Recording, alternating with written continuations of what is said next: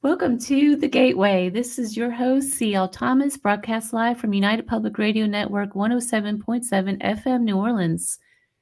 The Beast of Bray Road is the name given to a wolf-like creature allegedly reported to have been witnessed in Elkhorn, Wisconsin. This creature has become somewhat of a legend in folklore around the Wisconsin area and has been the subject of multiple books, documentaries, and even a horror film from 2005. My guest for this evening is Lee Hampel, a Wisconsin resident who has chronicled unexplained activity around his farm located near Bray Road. It's activity that's very much like the Skinwalker Ranch in Utah. These events include strange deer mutilations and UFO sightings. Lee, welcome to the show. Well, thank you for having me, and I'm very honored to be on. Thank you for having me. Before we get into this topic, what exactly is the Beast of the Bray Road? Well, it's I've seen it three times. The creature, the beast. It's extremely huge. It walks on two legs. It's 6.5 to 7 feet tall, and it has features of a canid in its face, and also in its tracks. The tracks are five-toed, seven-pad canid tracks, but there's no canid that has the five-toed, seven-pad tracks. So it's it's it appears to be like a canid, but it it has many differences. One, of course, is bipedal. What is your connection to the Beast, and how did you come in contact with this? How did this all Oh, start? um, I purchased a farm in 2007. I actually live in Illinois.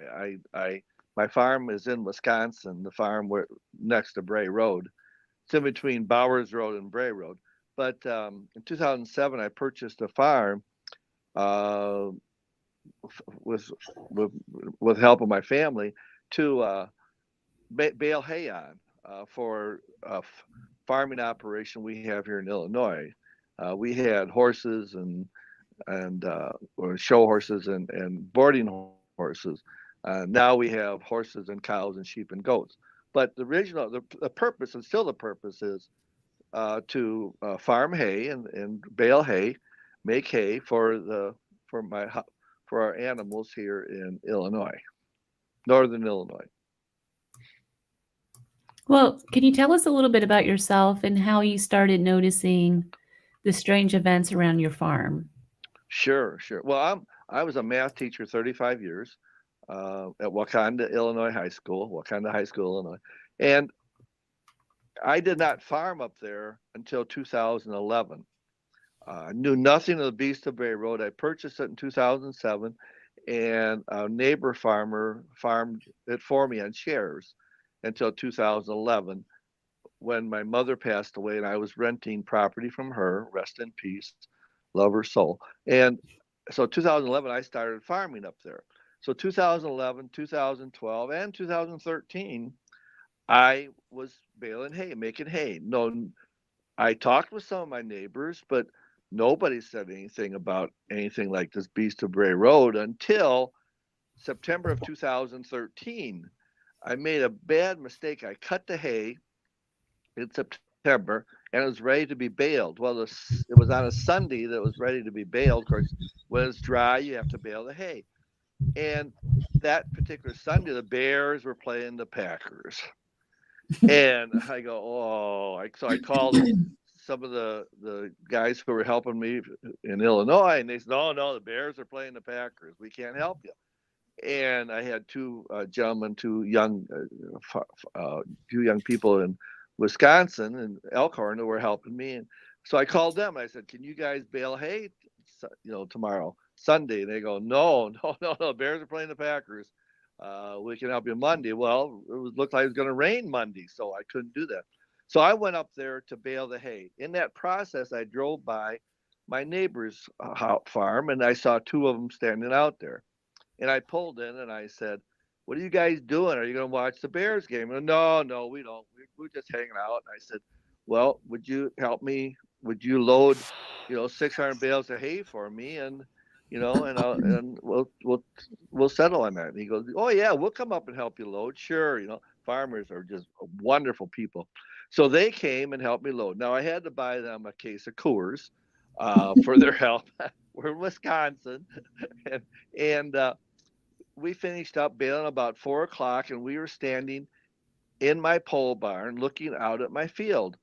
And the one farmer said, Lee, the werewolf lives back on your property. So, and a neighbor actually told you that this thing lives on your property. Yes, he did. Yes, he did. And I go, what are you talking about? He said, the werewolf. They call it the beast of Bray Road. People say it lives back on your property, on this property.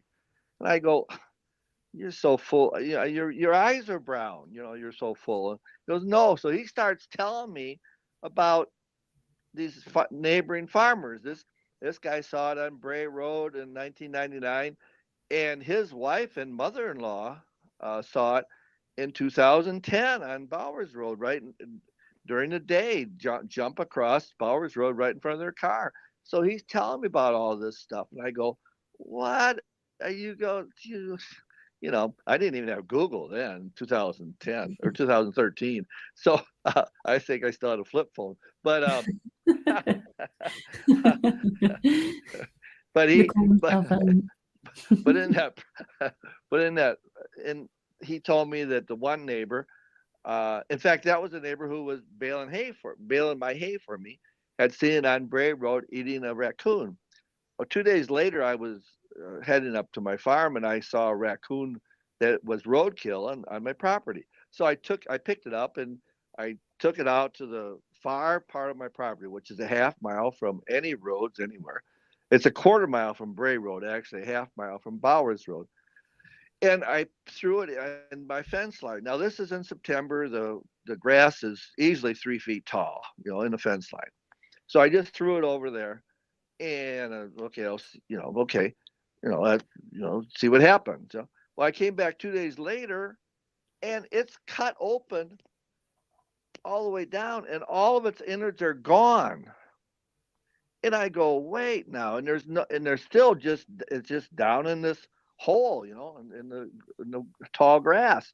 There's no grass knocked down.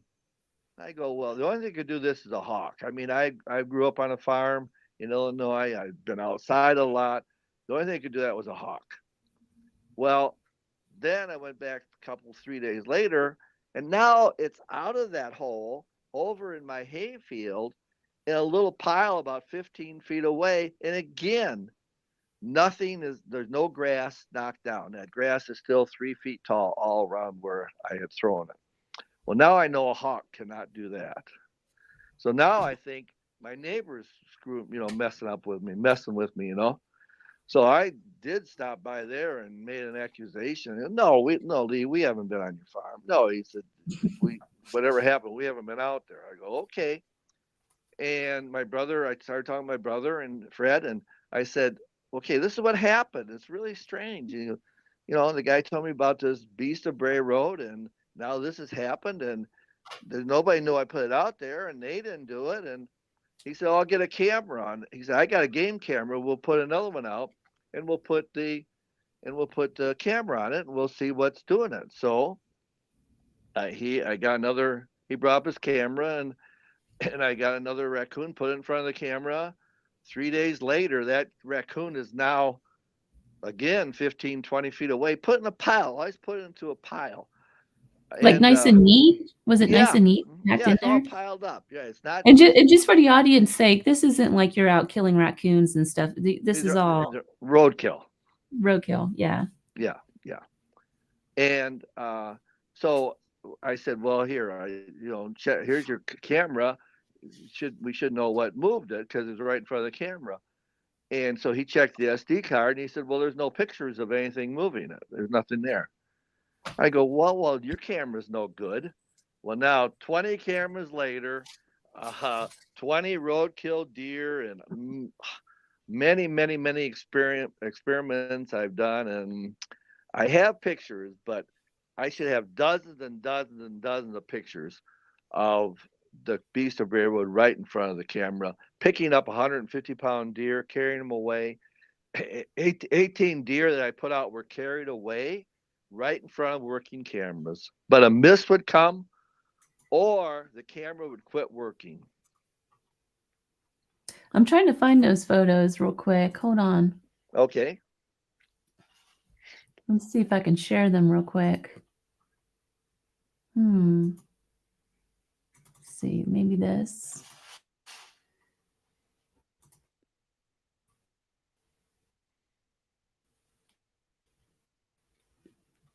Let's see here. Can you see my screen? Let me move this up to me. Is that a yes, no, maybe? No, I don't see any pictures.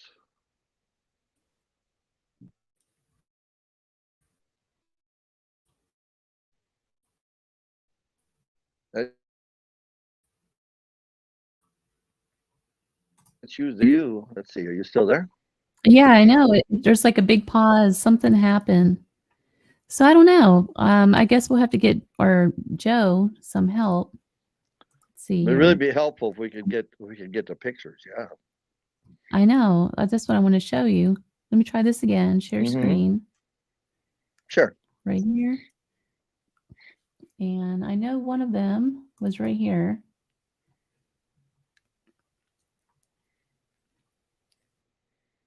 And there it is.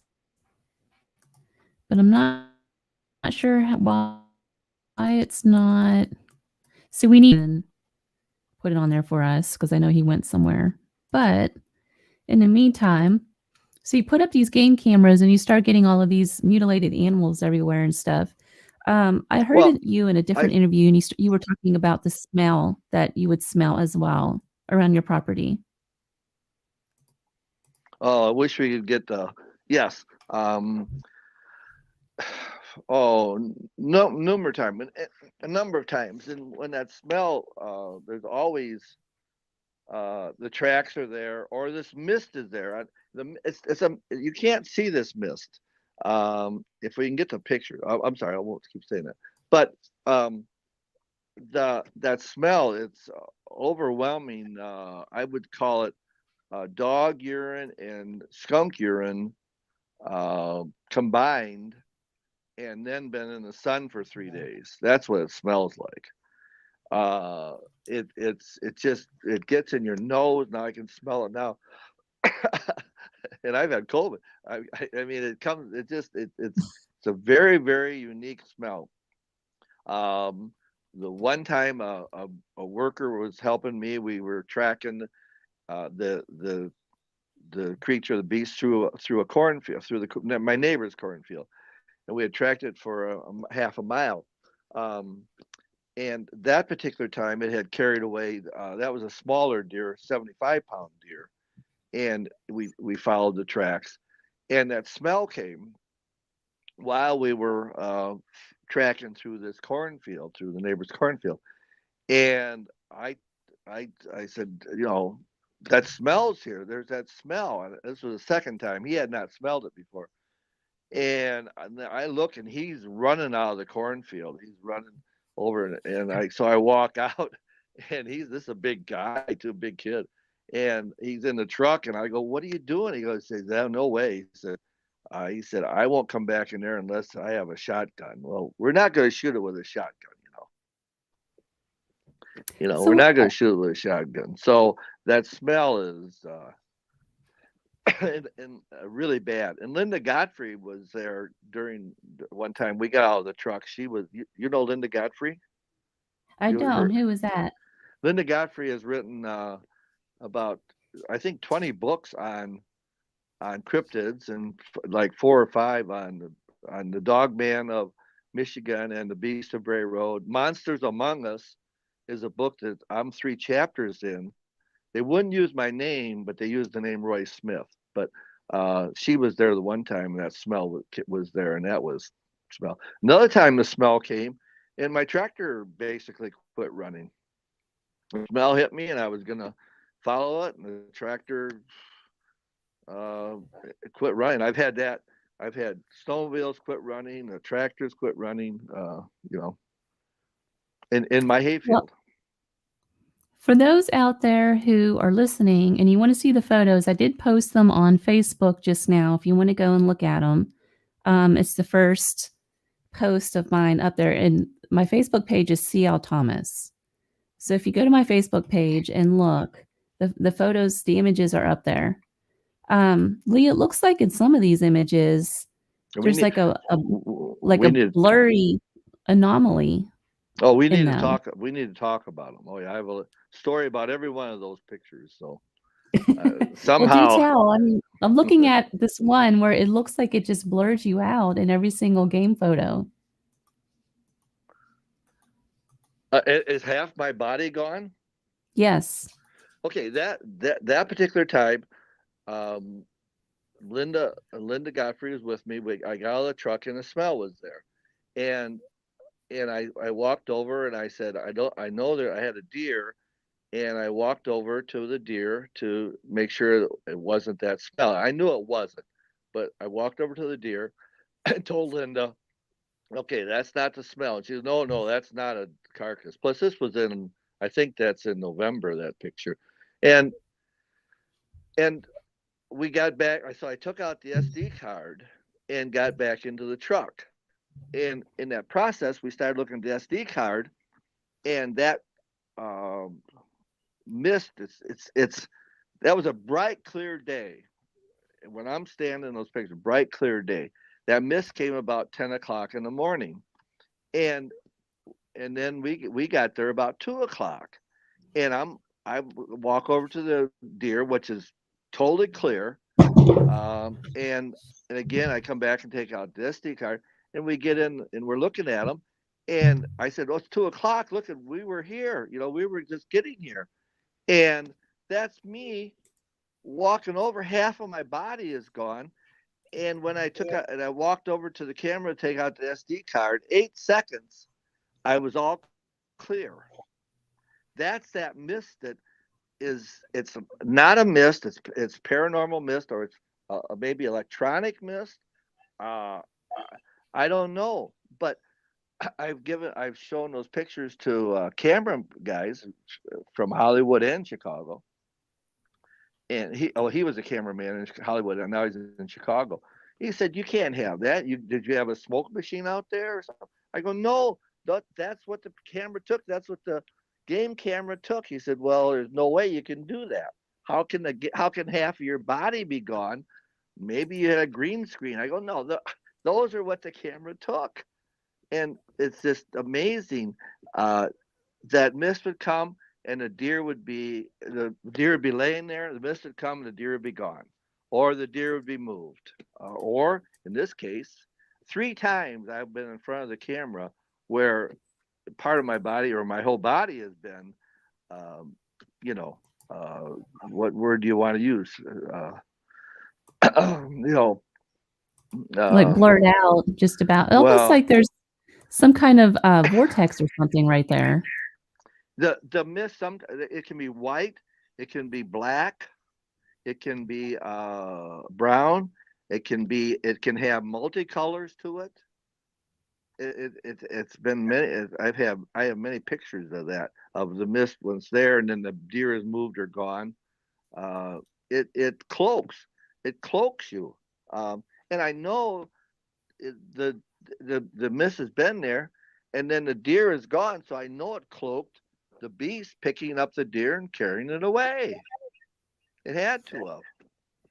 Well, how big do you think this thing is? Have you seen it dead on at all? I saw it at 3:30 in the afternoon on May 11th, 2021.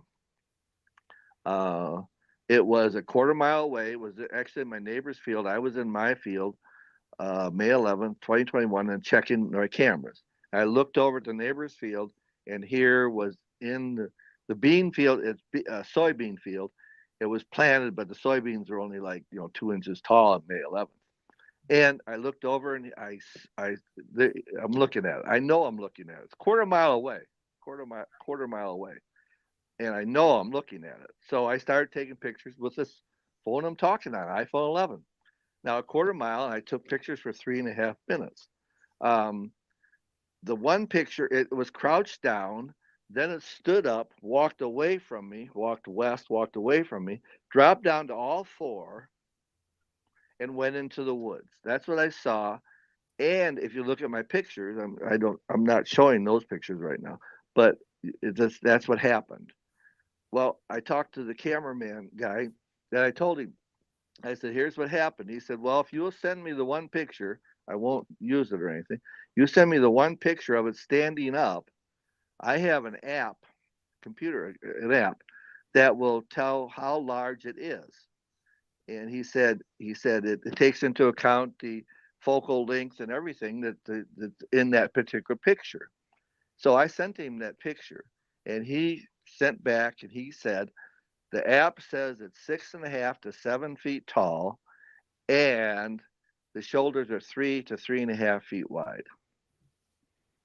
And I knew it was huge. What about the people who own the property before you? Have you ever talked to them about it?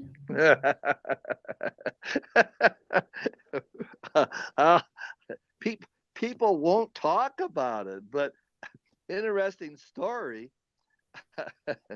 In 2018, I bought the property from a family who had owned it. They purchased it when they were married, and they lived on that farm, they lived in the building in a house in the farm for 60 years and 20, and the husband passed away. I'd say 6-7 years ago. Well, no, well, anyway, like 2015. Well, in 2016, I told them I had cameras out. Nobody knew I had any cameras out for 3 years, but I told them because the daughter walked their dog in my field, and I got a picture of a huge. I got a picture that's a quarter mile away of a huge black figure. So I wanted to tell her, and so I told her, and I said, I've had my cameras out. I have this picture, this thing that's huge. She goes, oh yeah. She said, well, no, if the dog doesn't go, I won't go. I said, so sometimes your dog won't walk out in my field? And she goes, yeah, no. If he doesn't go, then we don't go. And I go, okay, so so so you know about it. She said, well, if the dog doesn't go, I don't go. I go, okay, so you're not telling me what you know. You know more than what you're telling me. So you have the mutilations, you have the smells, you have firsthand accounts from other neighbors, even though they won't talk about it. Are there other Correct. things that occurred around the farm, such as like UFO activity or? Oh, I have a lot of pictures of UFOs. I sent you one. I think I sent. is it on my Facebook page? Yeah, Let's see here. I looked at it. I think it's towards the end. It's flying by a tree. It's perfect. I only sent you one picture. My camera actually took 6 pictures of it. My game camera. Oh, I see it. Yep, I see it. It looks like almost like a football. Yeah, I call Sort the of. Weber. I call that one the Weber Grill UFO. But but it flew towards the camera more. Then it turned and went in front of that tree right there, and then it went back the other way. And I have the 6 pictures that the camera took to show that. But that's one UFO. But I have lights. I have orbs. You should have the one picture where there's an orb in a light shaft. Let's see that one. I have hundreds of videos of orbs, and they're big. I had my friend walk right through one, and it blinked out. It was on his arm. It was the size of a soccer ball. That's a video. The other thing that's occurred that you've sent was the tracks, where it looks like something's walking along on 2 legs and then just disappears almost. It kind of forks. Okay, I think I sent you some snow pictures, right? Right. Yeah, it's the one Okay, in the snow. It looks like one track and then it branches off, kind of okay, like a yeah, fork. they play games. I have that's occurred a number of times. Single track comes all the way across my field, or for a period of a couple football fields, and then it just goes off in two. Now look how cleanly the people can't see this yet, right? Or they can look on Facebook, right? Yeah, you'll have to go to Okay, Facebook. okay, okay. Look how cleanly it separates. So either it's one animal that morphs into two, which is a possibility out there, or or this two of the creatures, two of the beasts, walk directly in the path in each track for basically probably two football fields, and then it just separates. And I've seen that a number of times, and that can't be. They play games. You know they hit my truck with a stick one night. They they they they turn my cameras. I come out, my camera's all twisted sideways. They pull the strap all off of it. People, oh, it's a raccoon. A raccoon cannot climb a steel post. And there's no reason. There's no food there. A raccoon's not going to climb up there. So, but So we that picture that shows absolute proof that it's bipedal. Now, the tracks, when I see them out there, that are the creature, the beast, they're they're like a model walks. There's no straddle. They're straight line, 2 to 4 feet apart, and there's no toe drag. If you see a coyote or a deer walk in snow, even in 2, 3, 4 inch snow, that's a little bit deeper than that. They'll drag their toes. And the beast, he walks very upright, no toe drag, comes directly out of the track and goes to the next one, and in a very straight line, no straddle, very little straddle. You can see yeah, those that's weird. two of them. They're almost like in a straight line where it's looks like a single track, but that's actually, I think, two creatures walking in the same tracks. They do this stuff. They have Yeah, pictures of them. that is weird. So there's so many similarities between this and that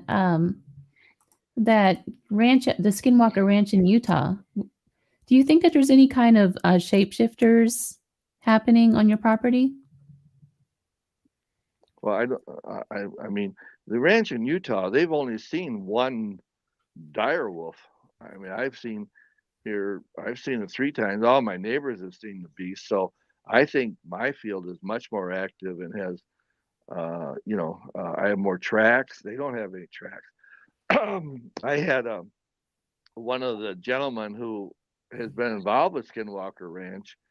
He came and looked at pictures, and it was his fiance, and she leaned over to him when I was showing pictures and said, Skinwalker Ranch doesn't have this much stuff. And he goes, yeah, I know. So I think I do have, whatever reason it is in my 35-acre hayfield and in my surrounding farm. So it's about 80 acres that I've really studied. Um, And when it, you say you've really studied this stuff, this you're talking years of collecting photos and strange phenomena around your property. yeah, 11 years now. 11 years. And I have over 100,000 pictures on my computer, and most of them have paranormal uh, activity, or I call it supernatural, because I don't know if it's paranormal, but it's beyond what is is natural in our world. So when you had Linda Gonfrey out and all of these other people, have you tried to get actual scientists out there to study like maybe the electronic phenomena and things like that, I mean, electronic phenomenon. Yeah, that's or crazy. magnetic fields and Yeah, everything? that the magnet my iPhone compass doesn't work out there some many times, and the GPS goes bad, and I can't find it, and the EMF meter goes crazy high many times. Sometimes it doesn't, and some other times it does. I've talked with University of Wisconsin. I talked with a quantum physicist there, and I told him what some of the stuff I had, and he said, "Look at Lee." He said, "I'm not going to get a grant to study that." I said, "Oh, no, probably not." He goes, "Well, then I, I have no way to study it." I said, and I know my brother was a professor, my one brother, and he got many grants, and so like at that level, I would love to have a quantum physicist come and look at my data and Mhm. take some of their data their own. But like I said, he said, "I'm not going to get a grant." He said, It seems like um, it's really hard to get the grant for anything unless it's the people giving the grant, unless it's beneficial to them in some way. well, he would be talking about government grants. Of course, then Mhm. the question is, do you want the government involved? I mean, Yeah, is it could be like that Skinwalker Ranch and get completely shut down, right? yeah, yeah, in other places too. So it's a tightrope. It's a tightrope to walk to get I mean I mean my one brother's a top biochemist in the world.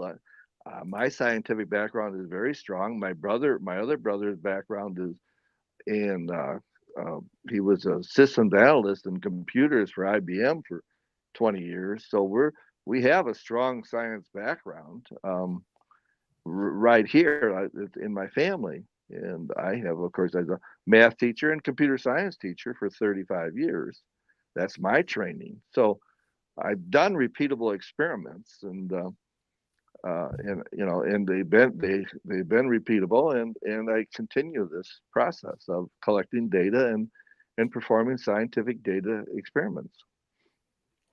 The other similarity that seems to be exactly what happens on Skinwalker Ranch is that this entity seems to be kind of translucent. I thought I heard you say that the beast is, what from what you've seen, was kind of translucent as well.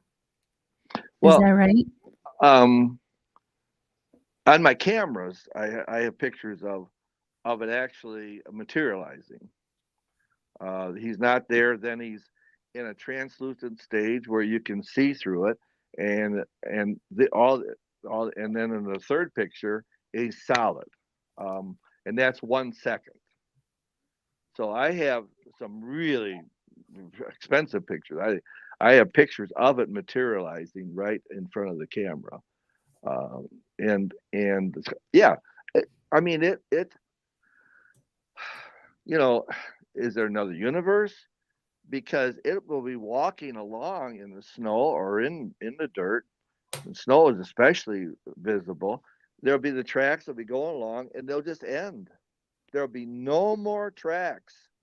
I'll walk, you know, all around looking for a track, and they'll just end, or they'll just start right in the middle of my field. There'll be or two tracks side by side, and it walks off.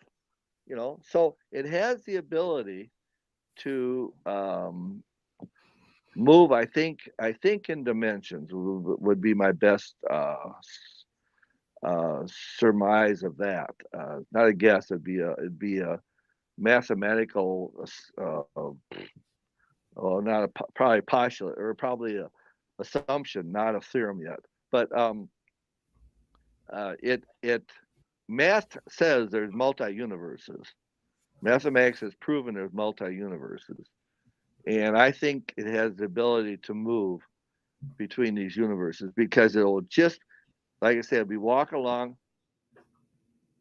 the tracks in the snow, and they will just end. But it's if it just vanishes into thin air, Yes. Hmm. into And something I else. have and I have pictures of portals, lights coming through a portal. Well, look at the one picture that you have. I think it's the last one that shows some orbs. Mm-hmm. Look at that's something coming out of those orbs. See the swish figure to the left? That picture, I didn't know I sent you that picture, but that now it's out now. But that picture is really an important picture because here it's got orbs, and you can see a uh, flash figure or whatever, whatever you want to call it, materializing and coming out of that orb and going, off to the left side of the picture. See that uh, Yeah, it blur? looks like there's something like manifesting right out of the left of it. There is. That is.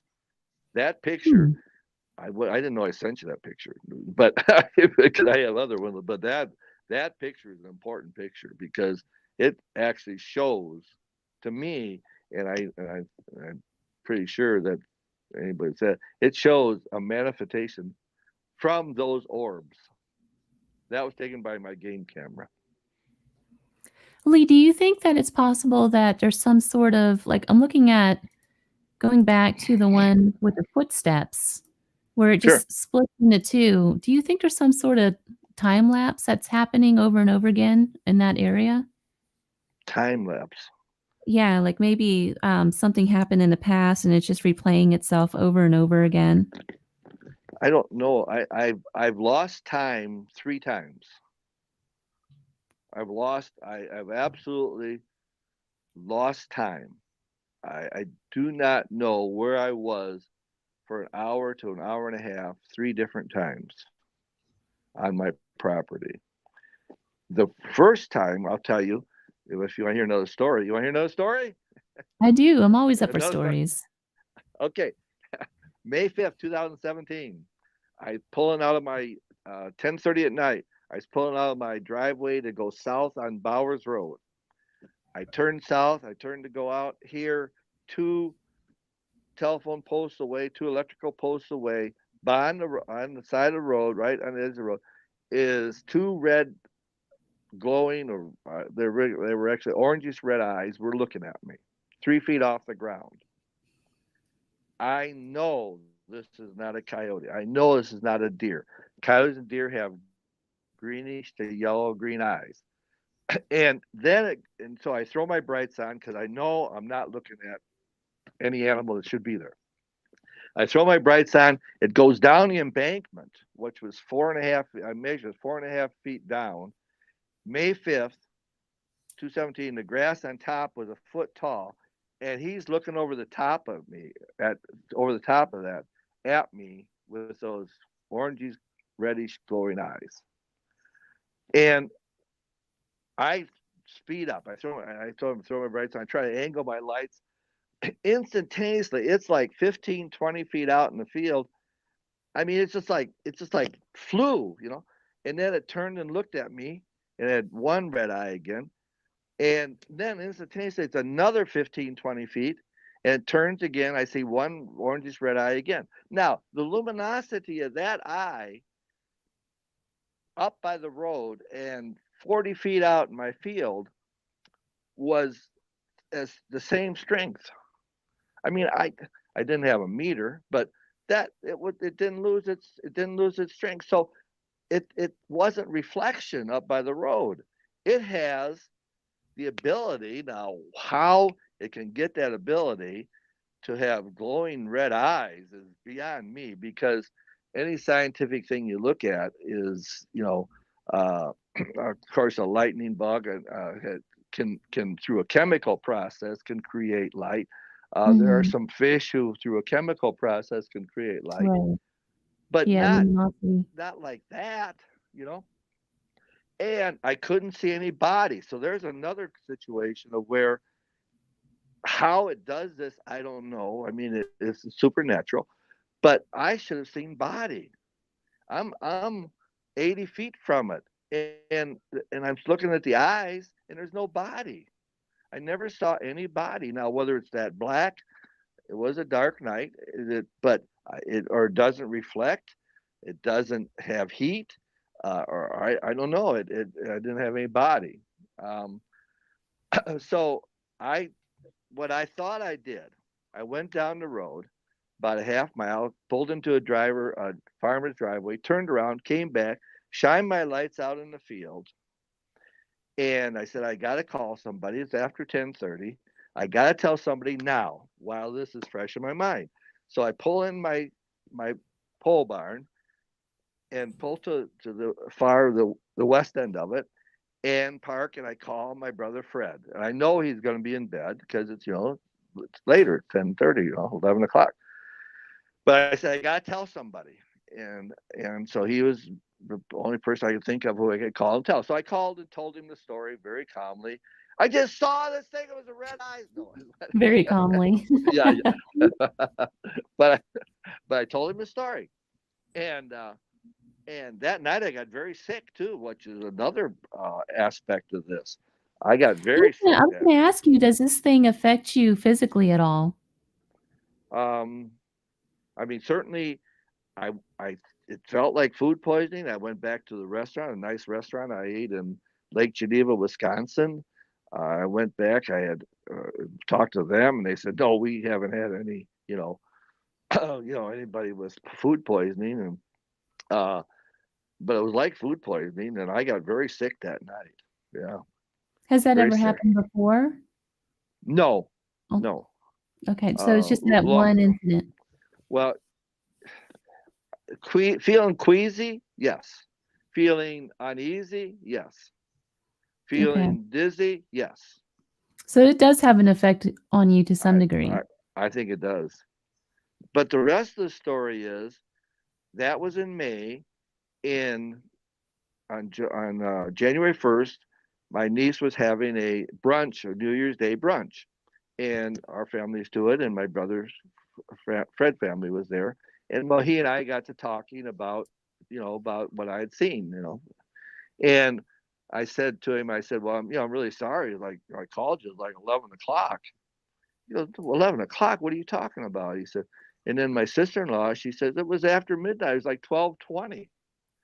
I go, what? It was like 10 to 11. It had to be. And he goes, no, it was after midnight. So I called. You had a time slip. Yeah, I called T-Mobile. I go, okay, May. I need my May telephone calls. And they go, we don't have those. I said, I saw Law and Order, and they have them. It's on Law and Order. It must be true. Right. So I said they just laughed. No, we keep them 30 days, and we don't have anything after that. So I lost an hour to an hour and a half of time that I have no idea where I was, and I have verification because two people know when I called them. So that's scary. It's happened really 2 times. I have verification, and a third time when just kind of my own experience. But where was I for an hour? Where did I go? That's not real. What's real? Then you start asking what's real and unreal. You've studied this. What's real and unreal? I don't even know, because what I thought was real, what I didn't do. I did something else. Do you think you were abducted?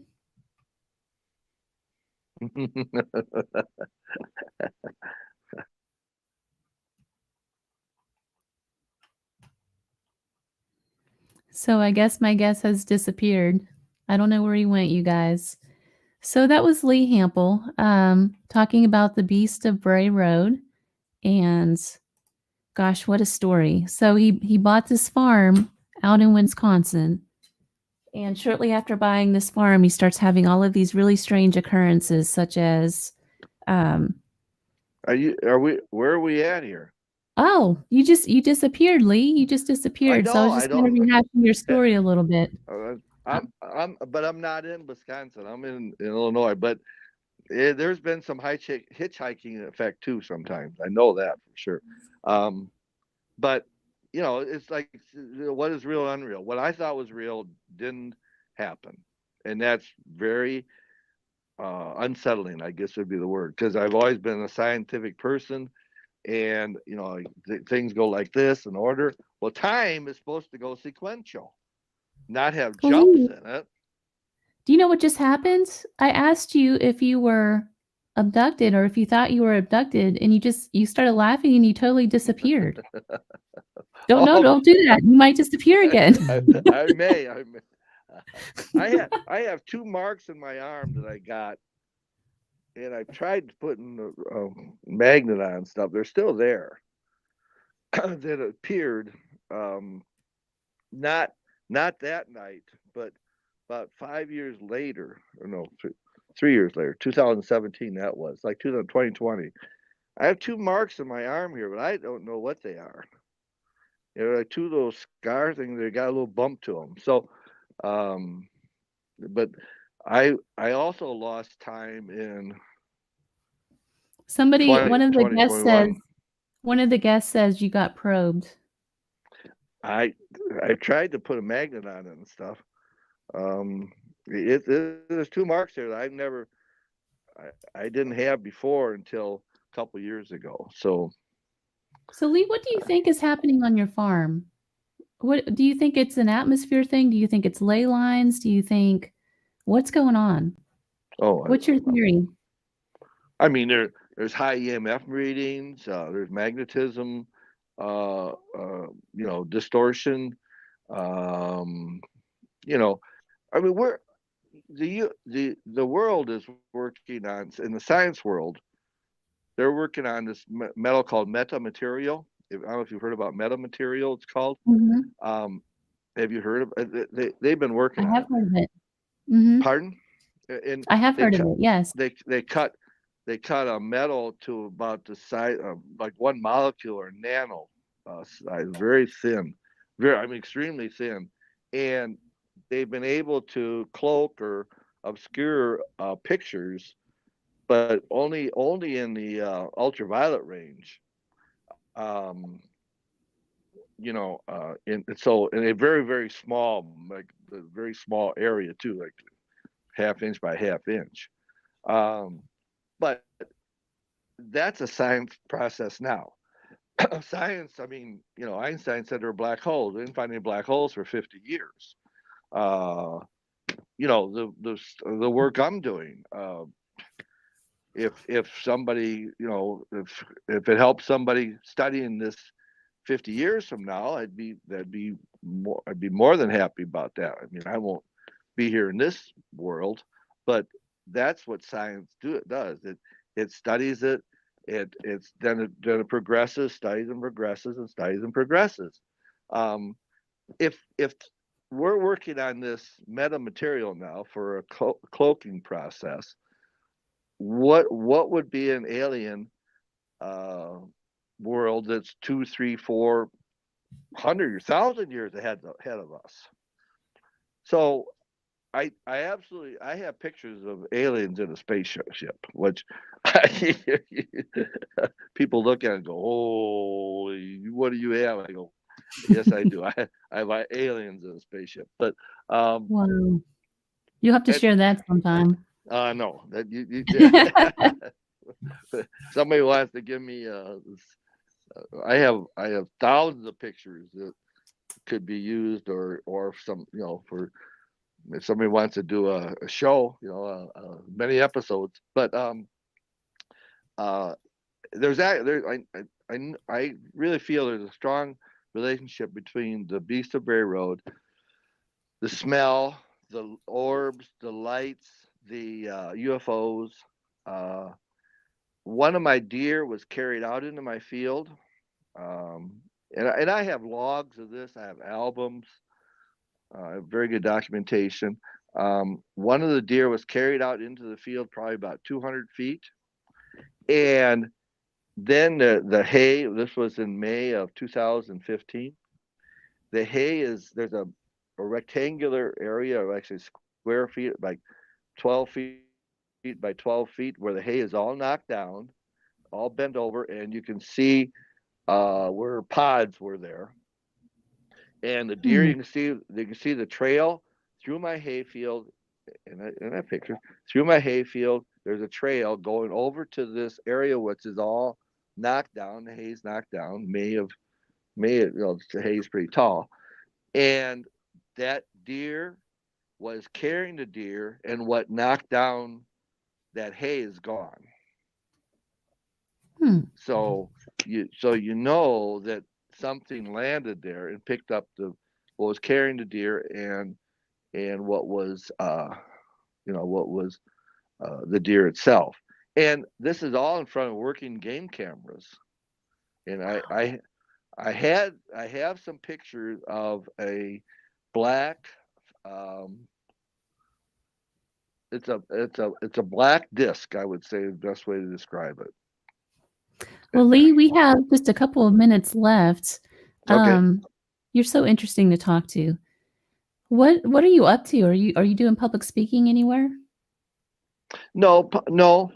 Public speaking, I mean, unless I can show pictures, um, it's really hard. Now in September, I have at my farm, I have an open house type thing where you come and I show, there's a fee, but I show an hour and a half of pictures and question and answers, and then we take a half hour hay ride in my field, and that's coming up in September. But Oh, that'd be so interesting to do. I really need I mean, I was a teacher, so 20 people, I'm beautiful. I just in my my realm then. And in front of a large crowd, I've tried it, but the screen doesn't have enough pixelation to see some of the nuances of my pictures. So, Right. I do this once a year, um, and then if there people are interested for a fee, you have 4 or 5 people, you can come to my farm and we'll set up a date and we'll have an hour and a half of pictures and questions and answers, and we'll go on a tour. So I How can I contact you for that? On Facebook Messenger Okay. would be the best way. So what's your Facebook page?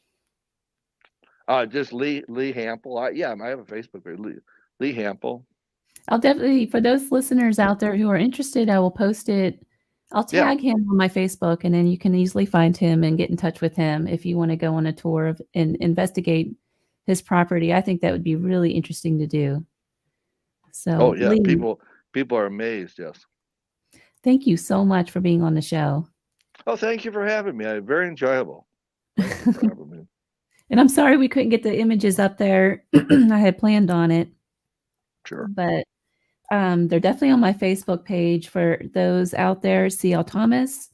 Look that up. They're in the first comments on my page, and you can look through those images. They're really interesting. You've been listening to The Gateway, your portal to the unexplained and mystical and otherworldly, broadcast from United Public Radio Network, 107.7 FM, New Orleans. Stay safe. Until next time. Thank you.